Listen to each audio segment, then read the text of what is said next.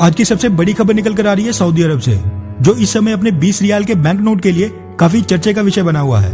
पिछले कुछ दिनों से आपने कई यूट्यूब वीडियोस देख ली होंगी कि सऊदी अरब ने भारत को कश्मीर दे दिया या फिर भारत को पीओके पर हमला करने की छूट दे दी, और ना जाने कितनी अनाप शनाप वीडियोस देखने को आपको मिली होंगी। लेकिन जैसा इन सभी यूट्यूबर्स ने आपको बताया है वैसा बिल्कुल नहीं है, और ये सभी बातें बिल्कुल झूठ हैं, क्योंकि सऊदी अरब ने पाकिस्तान से बड़ा झटका तो भारत को दे दिया है, जिसके बारे में आज हम बात करेंगे। और भारतीय सरकार ने भी इस नोट पर सऊदी अरब से जवाब मांगा है। इस विवाद की शुरुआत होती है सऊदी अरब के नए 20 रियाल के उस बैंक नोट के उद्घाटन से, जिस पर पूरी दुनिया का नक्शा बना हुआ है।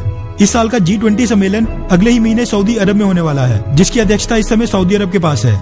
इसी खुशी में सऊदी अरब ने G20 के सम्मान में 20 रियाल का एक नया नोट लॉन्च किया, जिस पर एक तरफ बड़े सुनहरे अक्षरों में G20 भी लिखा था और उसके साथ साथ पूरी दुनिया का नक्शा भी बना था।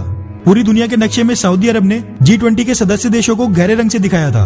भारत और चाइना दोनों ही G20 के सदस्य देश हैं, जबकि पाकिस्तान नहीं है, इसीलिए भारत और चाइना दोनों को भी गहरे रंग से दर्शाया गया था। अब खास बात इस नोट की ये रही कि जम्मू कश्मीर को सऊदी अरब ने पाकिस्तान के नक्शे से बाहर दिखाया था।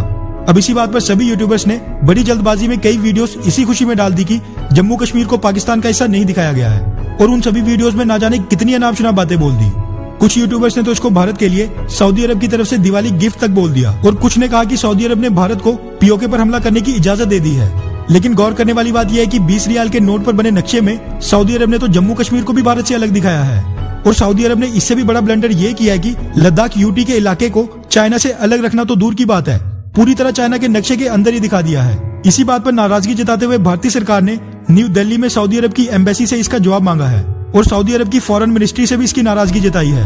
वीडियो के रिकॉर्ड होने तक अभी तक सऊदी अरब की तरफ से कोई भी आधिकारिक बयान सामने नहीं आया है। अब ये दोनों ही देशों के बीच थोड़ी मुश्किलें तो जरूर पैदा करेगा, क्योंकि जम्मू कश्मीर को अलग दिखाना तो ठीक है, लेकिन पूरे की पूरी लद्दाख यूटी को चाइना का हिस्सा दिखाना बड़ी गलत बात है। सऊदी अरब से रिश्तों की बात करें तो भारत और सऊदी अरब बड़ी तेजी से एक दूसरे के करीब आए हैं, और उतनी ही तेजी से सऊदी अरब के पाकिस्तान के साथ रिश्ते खराब हुए हैं। इसी के साथ अक्टूबर 2019 यानी कि पिछले साल पीएम मोदी जी ने सऊदी अरब का दौरा किया था, जहां पर दोनों देशों के बीच स्ट्रेटेजिक पार्टनरशिप एग्रीमेंट साइन किया गया था। फिलहाल तो भारतीय सरकार ने इस पर सऊदी अरब से अपनी कड़ी नाराजगी जता दी है, ताकि भविष्य में ऐसी गलती कभी ना हो, और ऐसी चीजों से दोनों देशों के बीच बेहतर होते संबंध बिगड़ेंगे और एक दूसरे पर विश्वास कम होगा। क्योंकि एक तरफ सऊदी अरब भारत को स्ट्रेटेजिक पार्टनर बोलता है, तो दूसरी तरफ वो भारत के हिस्से को ही भारत से अलग दिखा रहा है, वो भी चाइना के हिस्से में।